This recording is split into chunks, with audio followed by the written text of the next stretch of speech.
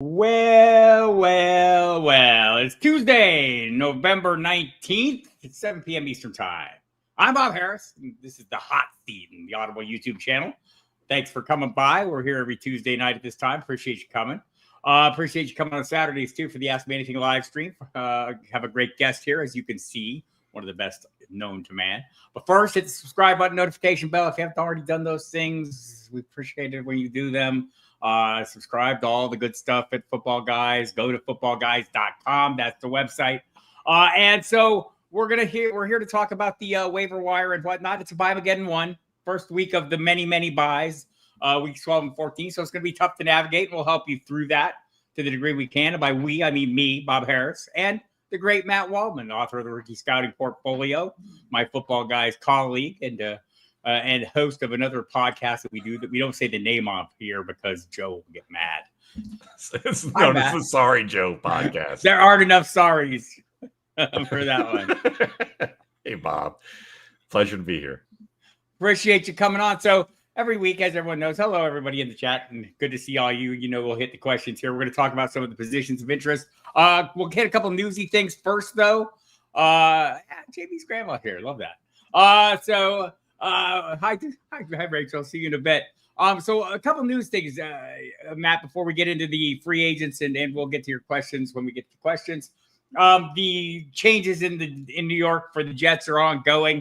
A lot of discussion how the departure today of Joe Douglas, the GM, is the precursor to the departure of Aaron Rodgers. What does he have left? Can he help a team do anything? I think Aaron Rodgers can help a team do something, but I think the problem is does he really want to? And I hate to go into narrative street, but the fact that he's becoming part of narratives by hanging out on media shows on a regular basis and just spending more time, it seems like, doing that kind of stuff, I think he's got one foot out the door. But I think that he is capable. We've seen moments from him where you can see that he's still capable of doing things that top end quarterbacks do. But the question is this are the Jets going to have the patience after they put all these players together to let them gel and actually be worthwhile next year? And hey, listen, I mean, I understand, but maybe it's just a sear on the outside. Maybe you're, if you get a good sear on the outside, it could be okay. And maybe that's what they need to do there. But I have, after this year, that's for sure that they. I think one of the complaints is, Matt, he doesn't throw the ball deep. He's clearly not as mobile as he was. When you watch the film of him, what do you see him doing right? I mean, I think that you still see a guy who understands defenses, reads defenses reasonably well. He's still able to make the back shoulder plays. He's still someone that can get the ball into the intermediate range of the field.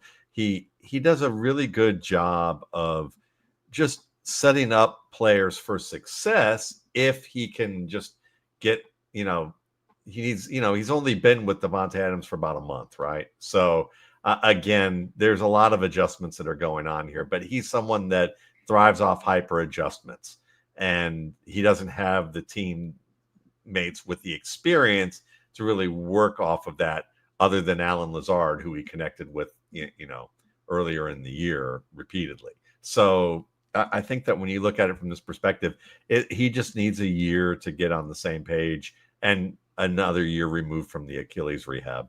Right. I mean, I think we tend to downplay, I'm old enough to remember when players didn't come back from that. Yeah. And he did have a unique surgery. So we'll see. Maybe some of that is, we can talk about Kirk Cousins' issues at times this year. And the fact that Matt Waldman doesn't even think he should be playing. It should be Michael Penix Jr. Discuss that. That's true. You got me on that one. But yeah, for sure. But I mean, Cousins, to his credit, after about 4 weeks, you could see that the arm strength was coming back because the confidence in being able to plant off of that front foot and drive off of it was there. But early on, I mean, he was not throwing the ball downfield well at all. And They were trying to hide that better than, some things that we see in politics, So, I mean, it's true. And it was a struggle early on, but he's definitely hit stride until he hit Denver. but that was fairly predictable. Yeah. So waiver wires, we hit Sigma Bloom's article every week here and kind of use that to work off of because it's all free. You can go to the website and footballguys.com, check it out, see for yourself. But Matt and I are going to kick around some of the thoughts we have on these and also maybe share some others that we're interested in, right? And we see your questions, and I'll get to them when we get to the sorry, I'm thinking 4. That's it. I hope not. And we'll get to the questions as we go through the position. So I'll be watching for them. If you keep asking, it doesn't really help. I'll get to them when I get to them. So, but you can keep asking if you like. We'll start with the quarterback position, where Tommy DeVito is not on this list. I'm shocked by this, Matt. We'll talk about that in a minute. Anthony Richardson and Bloom is all in. As you can see, he's talked about a 50 to 100% bid. You're not going to hear me saying, no, don't do that. Jameis Winston, 10 to 20%. Gardner Minshew, 1 to 3%. I think those are fair prices. On Anthony Richardson, Matt, as you watch the game, what did he get better at during his time off? I guess probably sweet talking his receivers to catch the football. I would say, I hate to make it sound like it was all his receivers and not any of Anthony Richardson. And I'm sure that maybe there's some things behind the scenes where he could have done a better job of prepping in certain ways with his teammates. Maybe it's something with walkthroughs, or maybe it's something to do with what's going on in practice, because he's always been a good classroom prep guy and a conscientious guy at that, very well organized from what I hear. But what I did see was that the placement was slightly better on a lot of plays, that made it a little bit easier for his receivers to come down with catches that they, instead of saying they should have caught that, it was that if they didn't catch that, it was completely on them.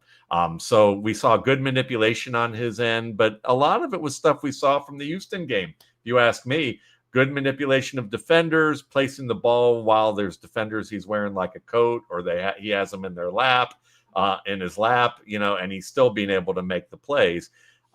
So really, from that standpoint, I don't think a ton changed with him.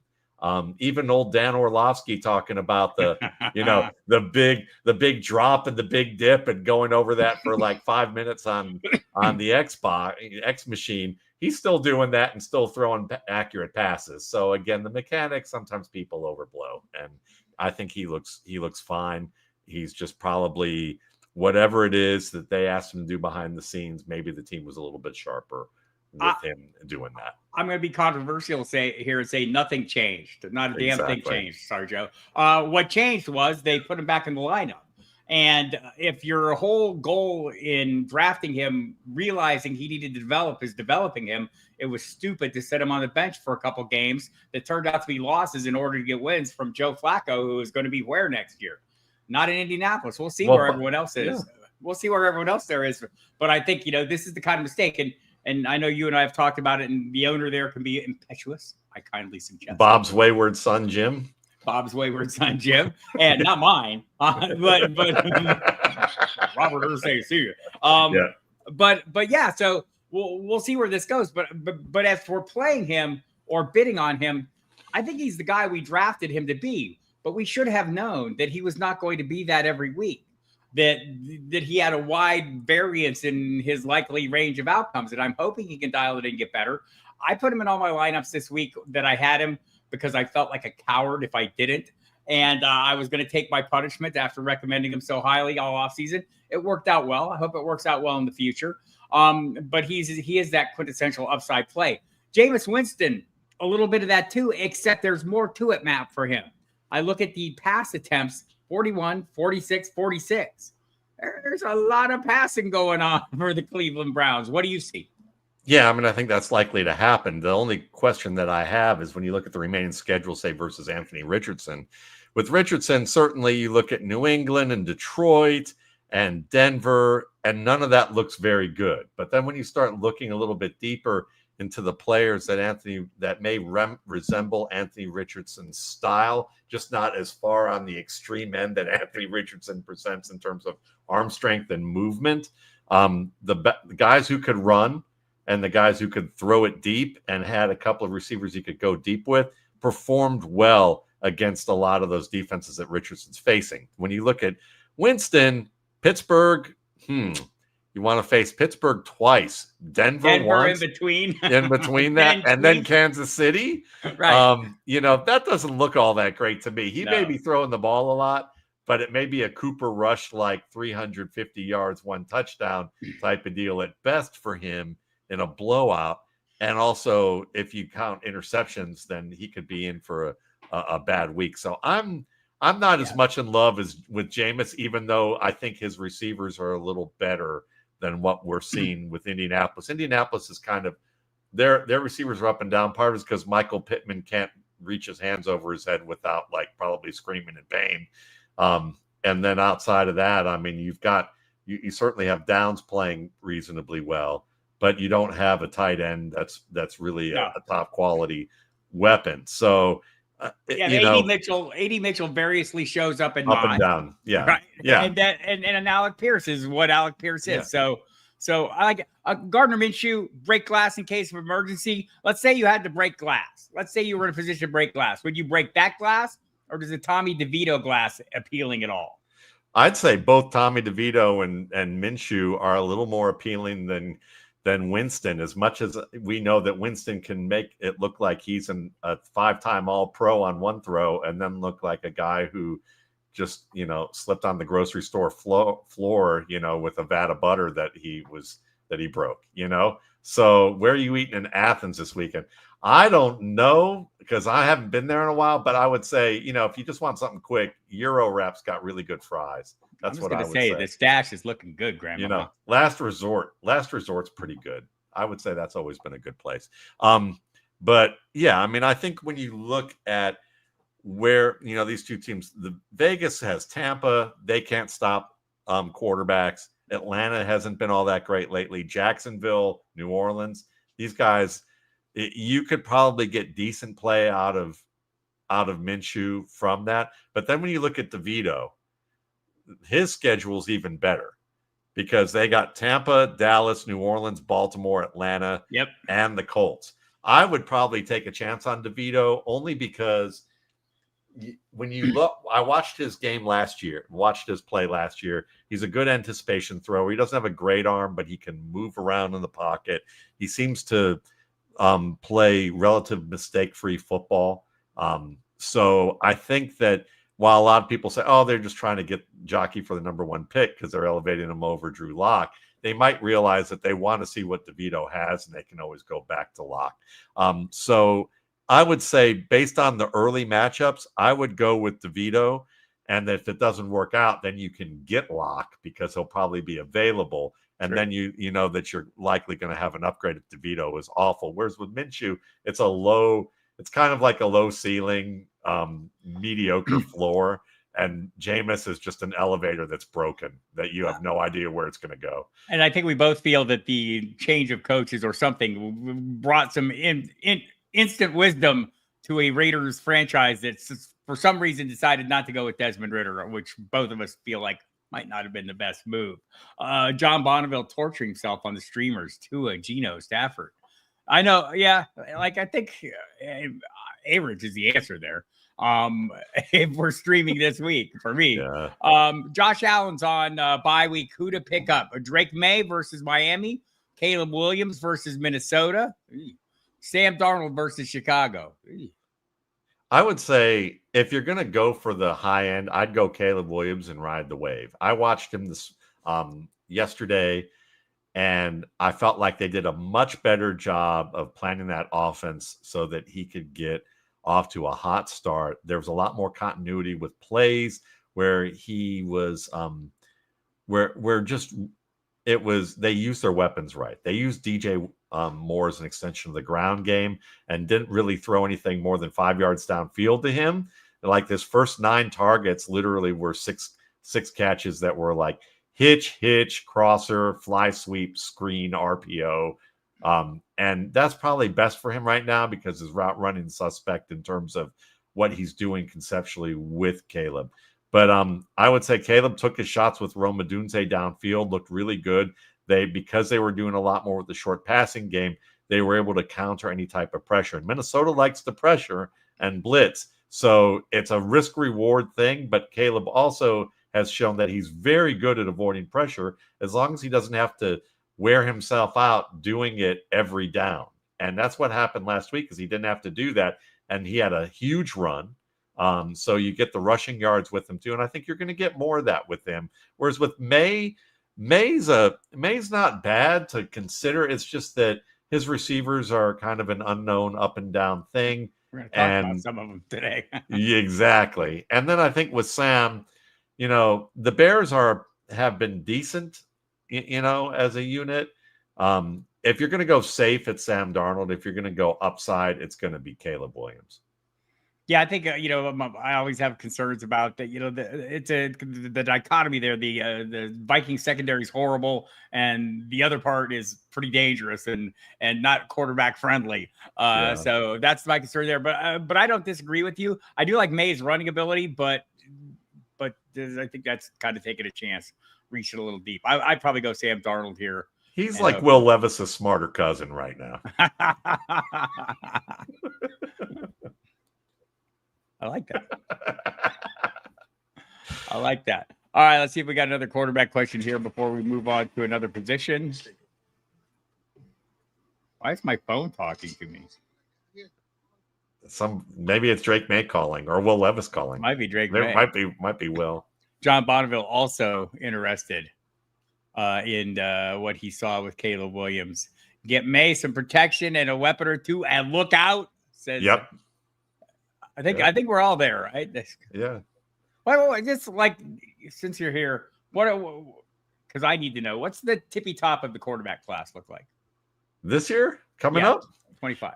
It's kind of more like, I would say it's slightly better than the 2022 Pickett class, but it's kind of getting that vibe of where everyone's jockeying for one of them to be the top guy, but nobody's winning right now. And I typically watch guys in January, watch save the quarterbacks for January. So I haven't really watched them yet at this point. But from what I'm hearing, it's kind of like Cam Ward is probably the leading candidate. Shadir Sanders is kind of the guy that a lot of people also say is a little underrated. Jalen Milroe, there are a lot of people want to say, remember Jalen Hurts. Jalen Milroe might be a lot better than you think he is.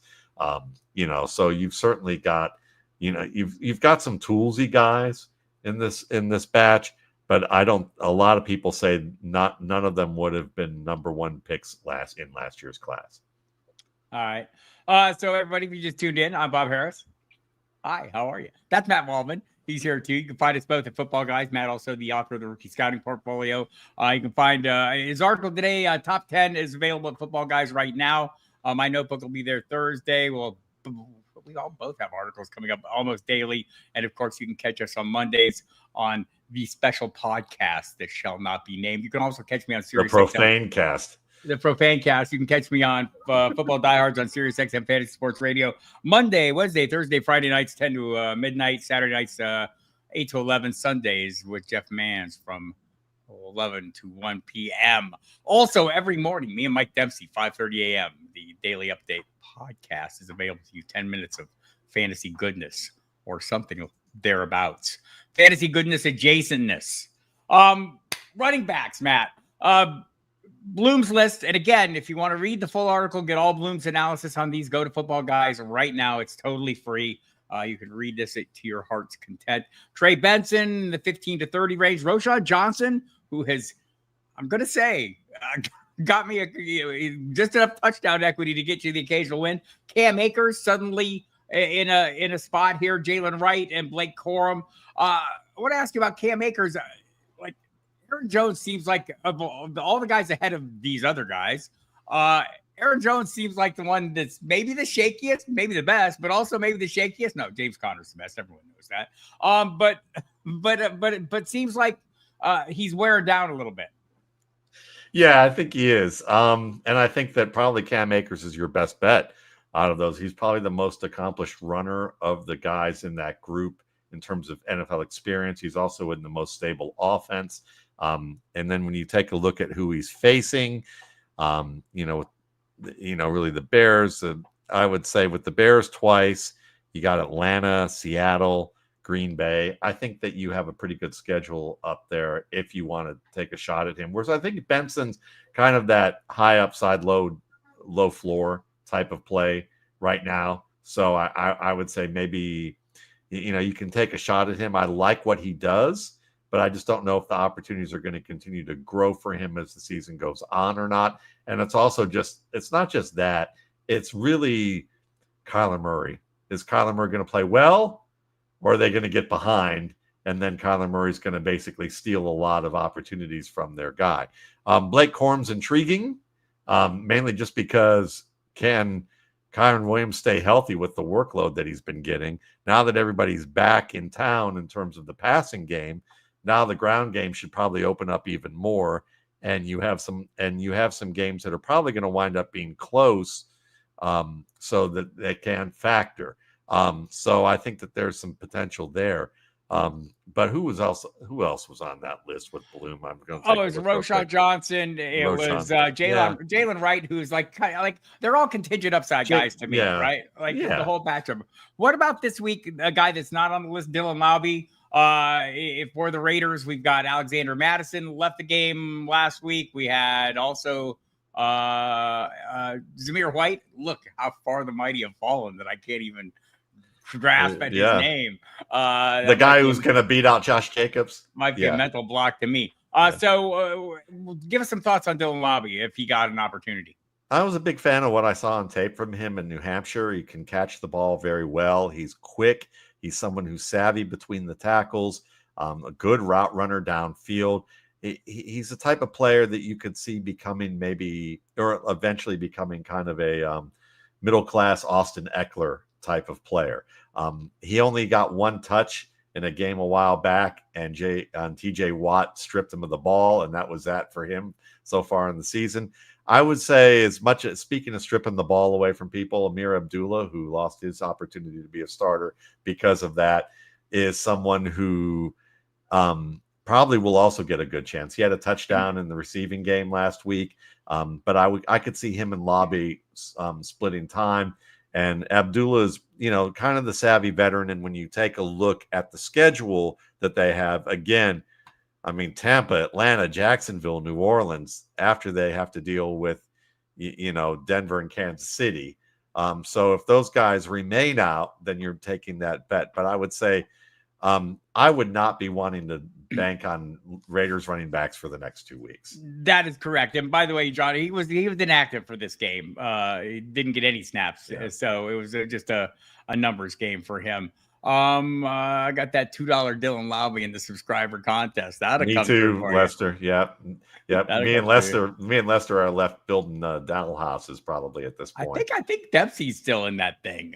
I got eliminated in week 10 and then had a monster week 11, and a monster week 9. But that's just how it goes in those things, man. So good luck, Lester. These are true words, John Bonneville. Everyone knows this. At least the first half. James Conner, the most underrated backfield in America. Every year. Yeah. Imagine if they had a quarterback. I'm sorry. I wanted to just call this out because it was very good. Everyone should go check it out if you get a chance. Rachel, I know, is working her way up the ladder in the analyst world, and I'm sure it's very helpful. It's helpful to me. So if anyone's out there, just want to check that out. It's really smart stuff and very helpful, as a matter of fact. Let's see what else we got going on out here in the questions. Yeah, I knew this, but I wanted to ask about the next class because you inspired me to think of what don't I know? And that's what I don't know. I don't know what's coming up ahead. That's Waldman territory, and that's why we ask him these things. See any more running back questions? Well, I'll tell him the 2024. If he meant 2024, I would say this. I think it has a chance to be a very strong class, but I tend to be very cautious because, as we can see, everyone was anointing Jaden Daniels a future Hall of Famer. I'm being facetious, but a future Hall of Famer after 6 games, and now he's like quarterback 17 over the past 5 weeks. And now Bo Nix is making his move upward. I think all of them have a chance to be good starters, and as a result of that could make it one of the stronger classes that we've seen in a while. I feel like I'm going to throw some bait out for you here. Oh, Chris Brooks is already gone. So, all right, 32 team I know a league like this. IEP league. I think is Brad in our league? You know, Brad, yeah. Amir Abdullah or Chestnut worth pickup for a 0 running back squad. Yeah, I mean, I think that you probably want to. I think at this point, Chestnut might give you red zone, but so does Abdullah, and Abdullah gives you more in the passing game.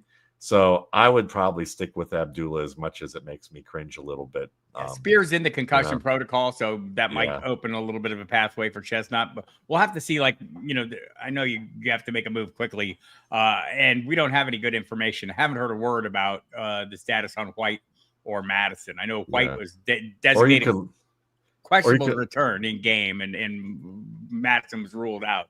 Maybe that's a hint. You could maybe look for a Denver running back. They seem to rotate them on a time. And if you want to take a real chance, maybe, if Javonte Williams is still available or somehow gets dropped, maybe you can take a look at him. But I have a feeling he probably didn't get dropped.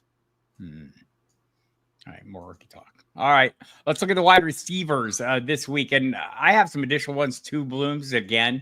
Sigmund Bloom article, offensive sleepers, week 12, available for you now. In case you missed it, there's a bye this week. There's 6 teams on bye. It's Atlanta, it's Buffalo, it's Cincinnati, it's New Orleans, it's the New York Jets, it's Jacksonville. So some of those teams actually have players. Maybe even Jacksonville has 1 or 2. So you're going to need to make some moves. So looking at this week's list, Christian Watson at the top of the Bloom's list, 20-40%. Elijah Moore, talked a little bit about that schedule. Is it fair to say you're a little more worried for Winston than you are some of his weapons? Like, you're still more likely to play the weapons than maybe Winston? I would agree that's correct, because I would probably go more Elijah Moore on this. I would be looking at the guys who are getting targets and who run good routes. And I'd say Watson isn't a bad route runner. He and Quentin Johnston are kind of in the same mold. At times they're a little up and down with certain big play target opportunities, but both are good route runners in the timing game. And Elijah Moore is a good route runner in the timing game. And I would suggest that Moore is probably going to get the best opportunities because they're going to be playing either garbage time or in a close game. And either way, he's going to be working underneath. So if you're in a PPR league, I would say Moore probably gives you more bang for your buck in terms of safe play. Johnston gives you the best chance for broken coverage types of looks with a good team, and the fact that he's playing some weaker defenses. So I would look at either Moore or Quentin Johnston at this point. And then Pierce is your guy that I'd say maybe later on in the season, if he's still there, you can pick that up. Yeah, I tend to agree with that. Elijah Moore, I think he's averaging like over 8 targets a game with Winston.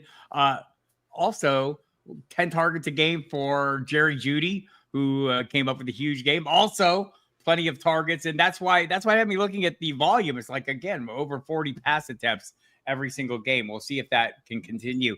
A couple names not on Bloom's list that are on mine. Adam Thielen is back, Matt. Everyone. We all saw him last year, core wide receiver 18 on the season, despite playing in the lowest scoring offense in the NFL, tied with Royal Slade's beloved Patriots. And still got the job done playing with Bryce Young. Does he have any value, or have Xavier Legette and Jalen Coker, are they dominant forces in this offense? I think Bob's throwing me a softball here, but I think Tampa Bay, obviously in week 13, will be a nice fit there. I think if there's a guy who's going to work a zone well and do a good job of that in week 12 against Kansas City, it would be Thielen. And then you still have, Philly's going to have some confusing zones in there. So I would look at that. And then Dallas, Arizona, and Tampa. Yeah, I would probably want to play that schedule as Thielen as a flex option throughout the playoffs. I would definitely go with that. Butte's fun, Lester. But it's like the target amount, and it's more of kind of it. He's made some big plays, but he's not getting the volume that you love. A lot of talk about the name not on the list, Kendrick Bourne. I can see in the chat as well. Who would we prefer? Is it Bourne or Butte?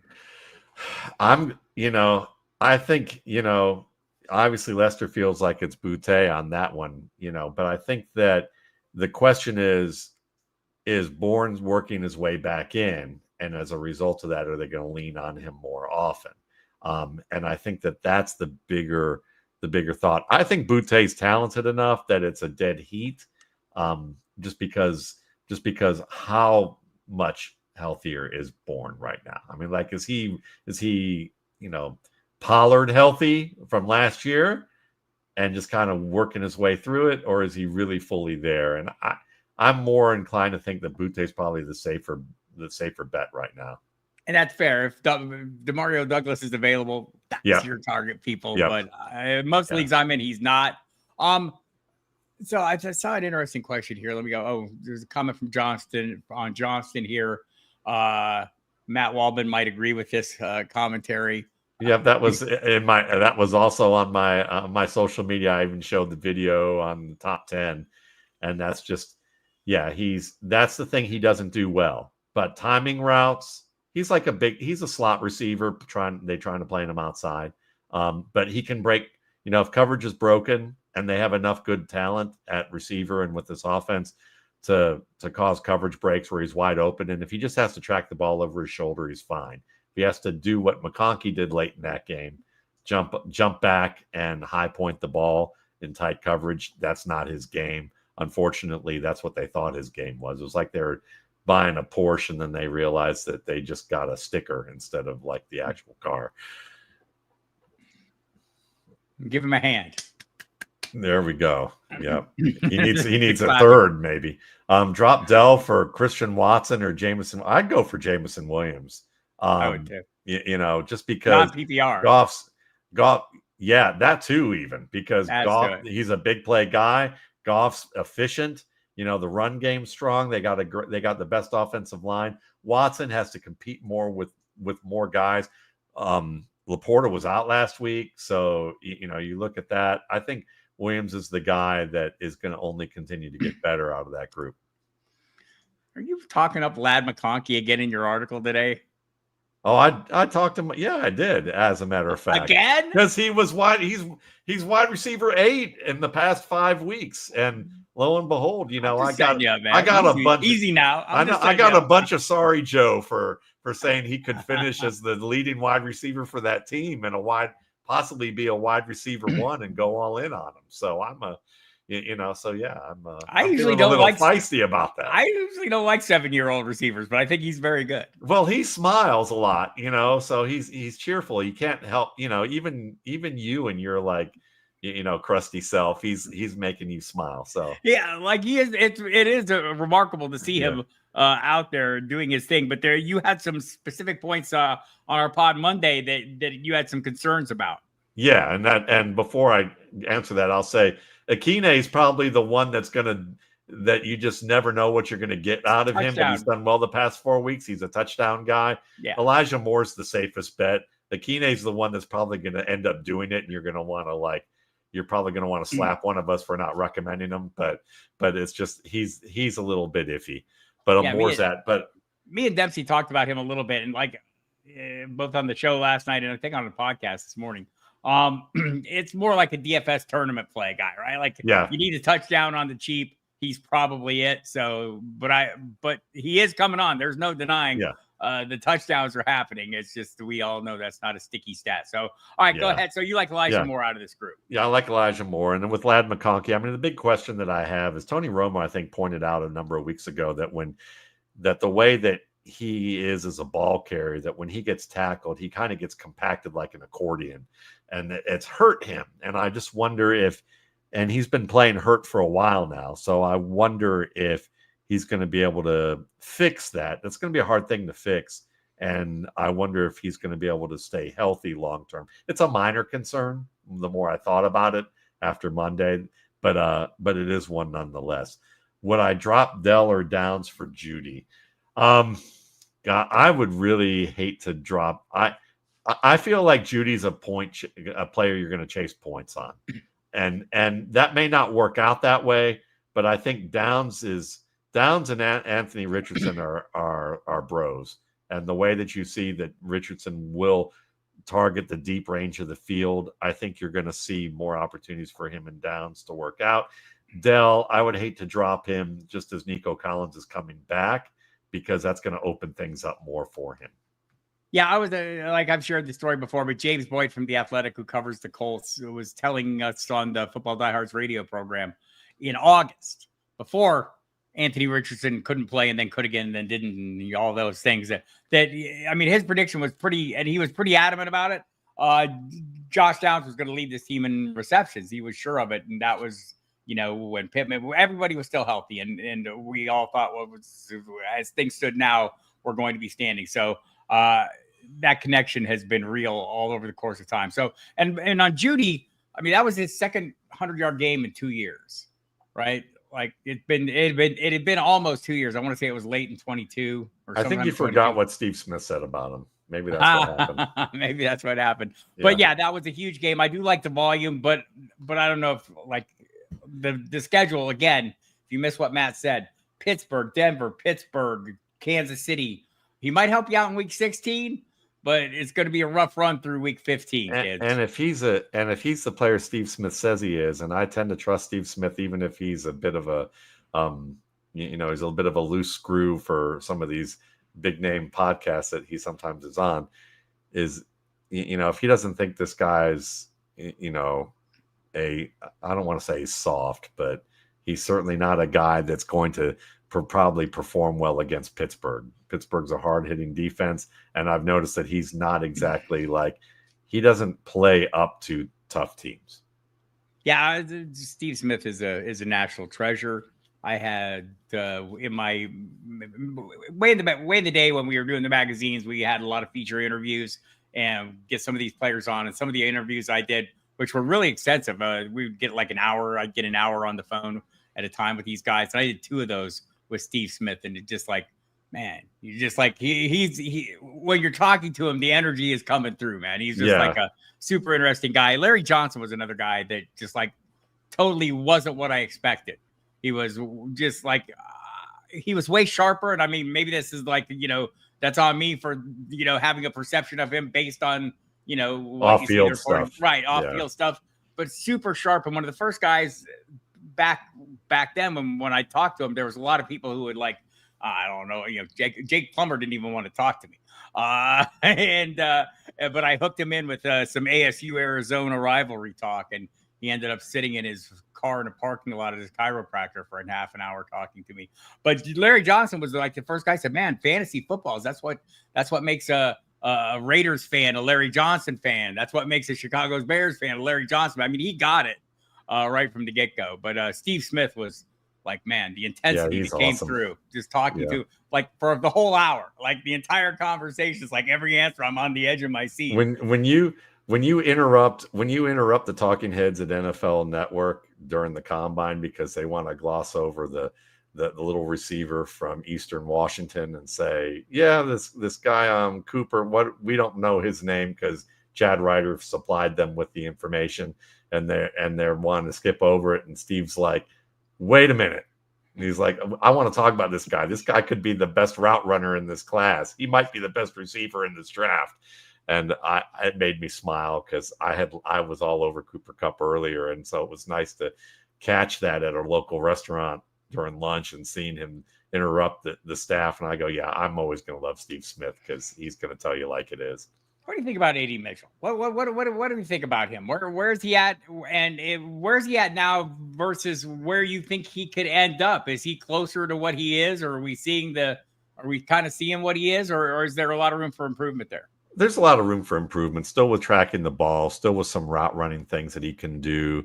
I think that more than anything, how he works against man-to-man coverage is the biggest area where he can improve. And once he can become a good player on an island against man-to-man, he could see his play turn into being like a top 15, top 20 receiver, on an annual basis, occasionally with maybe a little bit better than that. Maybe a Tyler Lockett-esque type of player. I don't think he's going to get that high up there, but you never know. So, they're excited about him. I just think that it's going to take another year and an offseason for him to really work on his press release game. There's a question out here on a receiver that I'm interested in. Let me see if I can find the darn question. I should have started. It's Xavier Hutchinson is the question. He got some more snaps there with Nico Collins out. Did we see anything from him? No, not much. I mean, it was just, I think really it was more of the disaster offensive line more than I saw anything else. And I think that's, no, I'm definitely not starting you talking. No, I would take Tillman over Judy for sure. But at least from a consistency standpoint. With Xavier Hutchinson, the problem with Hutchinson is that he's more in the Nico Collins mold, right? But not as explosive as Collins. So he's going to need a player. He's going to need a situation where he really develops a rapport with the quarterback. It just looks like at this stage, he doesn't play quite as fast as they would need him to be a top end starter. And he's probably somewhere in between Nico and Noah Brown. And I think that in order to be a Noah Brown type of player, you need to have that rapport. As we saw, Noah Brown had that rapport with CJ Stroud, but Xavier Hutchinson, I mean, good player from an NFL standpoint, from a fantasy standpoint. You may need to wait another year and just monitor him from the waiver wire. I request this too every week too, but Matt refuses me like every single week. This week I had something on him. He couldn't say no.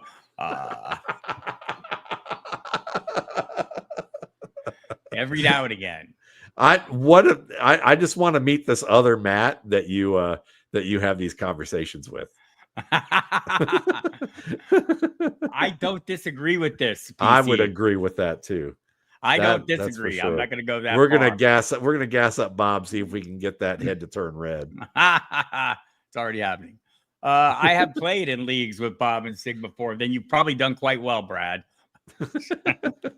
Because I mean, you got Bob, and then you got Bloom likes the shiny objects, and I like running backs with no speed who can break tackles. So and I collect about 20 of them when it's a 25-man roster. John Bonneville with another provocative comment. Matt, would you care to address it?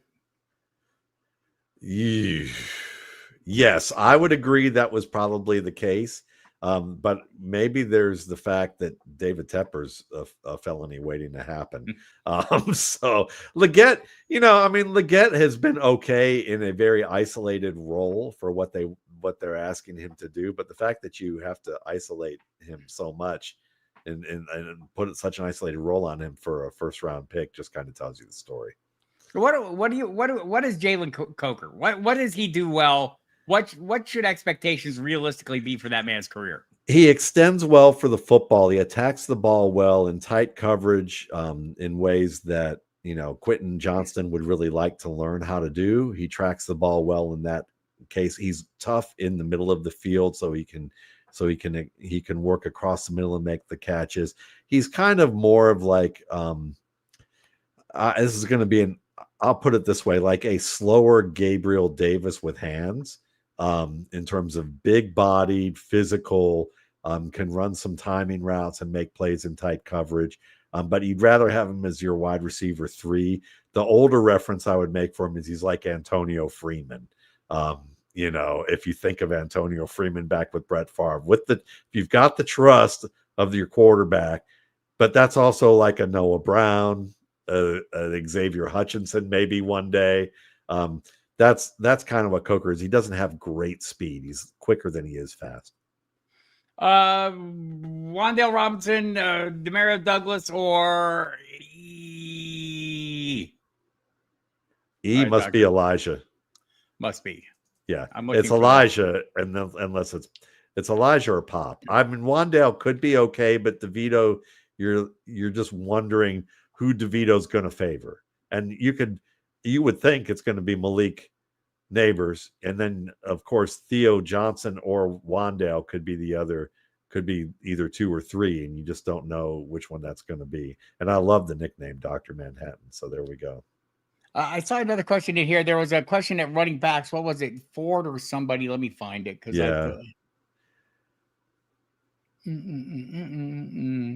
Relax, everybody. I'll get there. Maybe not. I'll find it at some point. I saw your question. It was Spears or Ford. Drop Spears for Ford. Yeah, probably. As much, even though Feed is, you look at this, and Ford is in a situation where it's a tough defense. But he's a pretty good runner. And I like the Alan Lazard comp for Hutchinson. With the concussion for Spears, it's just going to be up and down. All right, Matt. Just trading the Dynasty League for Downs. Feel it or sorry, Joe it? No, I'm feeling it. I'm feeling it too. Yeah. Mechie playing ahead of Hutchinson. Mechie's gotten some run. Yeah. Would you find something? No, just looking at some other comments. Coker reminds him of Chenault some. Is that fair? I think with Chenault, I think I can see that in terms of the catch point stuff, the physicality, but I think Chenault has been pretty broken down since his Colorado days, so he never really got to be fully what he is. And I'd say that Coker's a better route runner. All right, fair enough. And I think that with Leggett, there's some. Let's draft a gear. Is that possible? Yeah, it's very possible considering that that Bud Adams, may he rest in peace, I guess. I would say yes, may he rest in peace. Bud Adams said, let's draft Vince Young over Jay Cutler, even though everybody wanted Cutler in the room, except for Norm Chow wanted Matt Leinart, of course. And he wanted to basically put the finger up at all the Houston fans that kicked him out of the city. Turns out the quarterbacks don't always work out okay. I mean, what happened? I mean, maybe Johnny Manziel had drinks with the owner of the Cleveland Browns before that pro day. At least we still make fun of him. We don't even know what happened to Josh Rosen. Yeah, I can tell you what happened to Josh Rosen. Do you want to know? I'll tell you all what happened to Josh Rosen. It didn't even happen in the NFL. In college, I found out that before he was getting recruited, he wanted to go to Stanford really badly. That was his ultimate school that he wanted to go to. And apparently he said something so off-putting to the Stanford staff on his last visit where they were probably, if he just behaved himself, he probably would have gotten the scholarship, that they rescinded their scholarship offer from him completely. And he ran through sorry Joe ton of coaches at UCLA. Nobody wanted to play with him, and he didn't have let's just say that his ability to play with others was not good, and that was the real problem there. Save is said of me often. I feel like this was like a shade. That's why you needed stuff on me to like do the show. I mean, dude. It's time to fire the what do you have on Joe that they got you here? That's what I want to know. Like, if I told everybody, I wouldn't still have stuff, right? You'd all have it. That's true. Let's fire the dismissal. Will Dissly has been phenomenal. There's no way he should I don't want to overstate the case, but the target shares have been great for him, right? Like, weekly double-digit targets up into the 20% range. I think heading into Sunday night, he was the second most targeted receiving asset on that team, almost as good as one lad McConkey, I'm told. And so I think a 10 to 20% bid. Like, is he a locked in every week starter? I mean, certainly more so than Cole Kmet would be for me. Although the change in coordinators does seem to work in Kmet's favor. Yeah, I mean, I think both those guys are reasonable bets, mainly for the reasons that you stated. I'm going to add a third one to the equation who might sneak up on everybody, and that's Tanner Hudson of Cincinnati. If you watched the Chargers game, there were some key targets that just weren't quite there for him to be able to go up and get, but he got targeted in the end zone. And I think, props to Josh Rosen for that, even though I think he probably had parents who could have helped him out too. But, looking at it from, with Tanner Hudson got targeted on some difficult plays, which means that Joe Burrow has confidence in him, and that confidence carried over from last year. And after Pittsburgh, after the bye week in Pittsburgh, you get Dallas, Tennessee, and Cleveland all in a row. And none of those teams are great. I think are probably great at covering tight end play.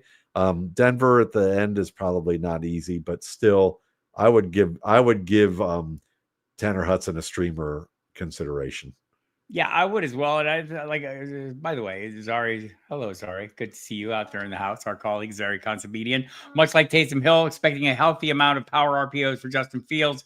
And it is too bad because there is talk. The talk today is Arthur Smith has a Fields package, and it goes back to the time he was at Tennessee when he had the Ryan Tannehill, Marcus Mariota package, and it improved that team in the red zone and scoring opportunities. And apparently they didn't run it as much as they wanted to against the Steelers or against the Ravens because they had drive stalling.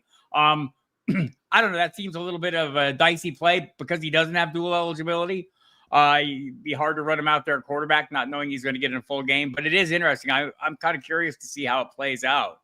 It would be interesting. I mean, I think that the one run I did see him have against Baltimore wasn't exactly the prettiest play, but at the same time, if you can get him outside in the space, that would be nice. So I'd like to see them use him more on that RPO look where maybe he can be more lined up as a receiver with Russell Wilson also in the backfield. That might be fun to watch, or use him on a jet sweep where he can run outside because he's a little more reluctant to run inside on levels that I think he's not Taysom Hill on that level. That's the whole thing there. Yeah, and Rosen was drafted ahead of Lamar, but that tells you how quickly they came off of him. That tells you that maybe there was something maybe behind the scenes there with that kid. Yeah, definitely. They were off him quickly. So I think there was a couple of the comments that I saw out here that were of interest to us. Oh yeah.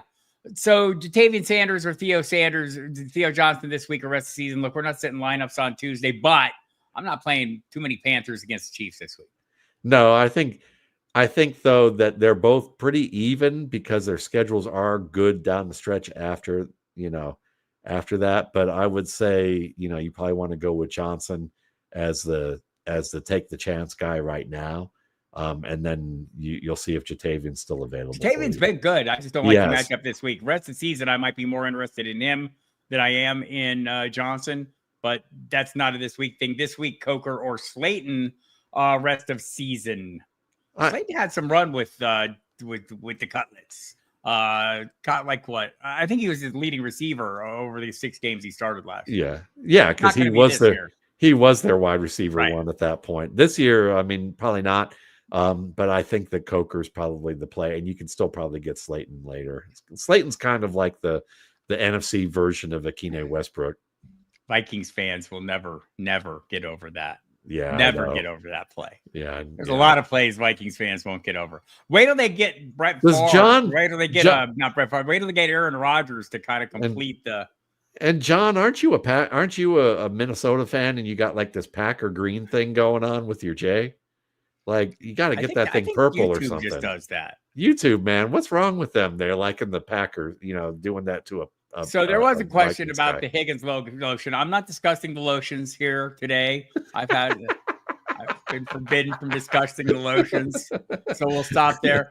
But thoughts on Jermaine Burton's outlook? And someone else had a comment. Burton is going to be Bonneville said next year's going to be T. Higgins next year. What do you think of Burton? I like Burton a lot. I thought he had a chance to be, before we found out post draft what how immature he actually was. When you actually look at his game, he's tough. He's a good route runner. He tracks the ball well. He's a good player after the catch. I thought he had a good chance to supplant T. Higgins if T. Higgins ended up traded at midseason, but that didn't happen because Burton didn't do enough to be able to show that he was ready to take over that role. But he has the skills to be that guy, and you've seen the flashes of big plays for him. So if T. Higgins stays, Burton really has a great chance. And if they want to go 3 receivers more often, but I don't think we're going to see that as much in today's NFL now that we're seeing that the ground game is making a little bit of a revenge turn. So they're going to need Burton to be that outside guy opposite Chase. I don't know if we're going to do any IDP today. Tyree Wilson or Brenton Coxworth.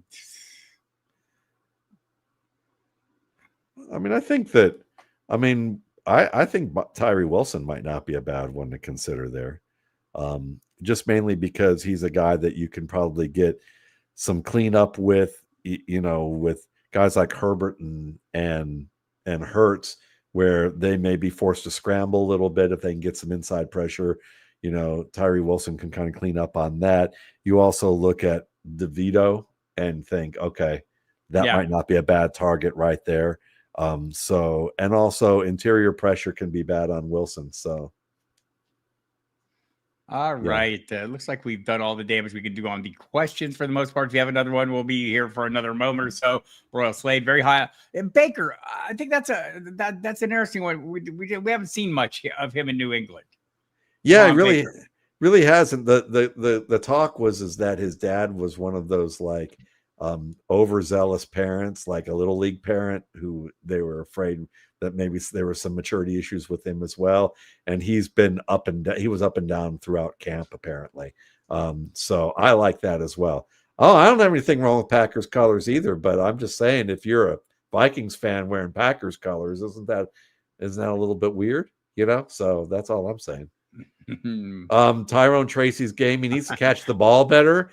His hands need to be a little bit better as a receiver, which is ironic since he was a former receiver, but that's why he got moved to that. Right.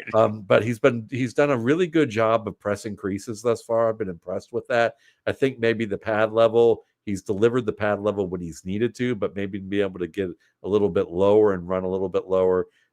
Being able to drop his weight and just work on certain footwork combinations where you can be as efficient as possible with a variety of different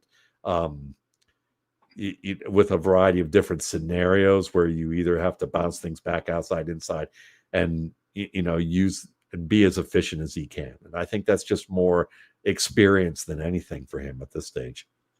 Oh, so I will be doing lineup questions, Jimmy Williams, on Saturday in the Ask Me Anything live stream. It's a little early to get into those. We don't know what things are going on, but I'm probably playing Love. I'm probably playing Love ahead of Darnold.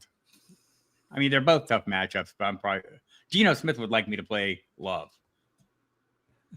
Yeah, Geno's probably right. Yeah. All right, Matt. That's right. I'm going to go watch Caleb Johnson then. Tell people where they can find you. Give us the rundown. Give us all the things. Every single one. Go. Okay. YouTube, Matt Waldman's RSP Film Room. X, at Matt Waldman. Blue Sky, at Matt Waldman. .bsky.social, I guess that's what that's called. And then of course footballguys.com, all the stuff that we do over at Football Guys, and the rookie scouting portfolio, mattwaldmanrsp.com. That's the thing. Everyone here knows all about it, so I will. And the RSP cast, you and me. RSP cast every Monday. You will find us there, chopping it up in off-color terminology and kind of seat of the pants stuff, because we're just like a couple of people chatting about games, except one of them is Matt Waldman and he knows everything anyway. So, and the other one just gets to make smart ass comments. Sorry, Joe. So you'll find me on the SiriusXM Fantasy Sports Radio Monday, Wednesday, Thursday, Friday, 10 to midnight. Saturdays on NFL Radio and the Fantasy Channel from 8 to 11. Sunday on the pregame show, that would be from 11 to 1 p.m. with Jeff Mans.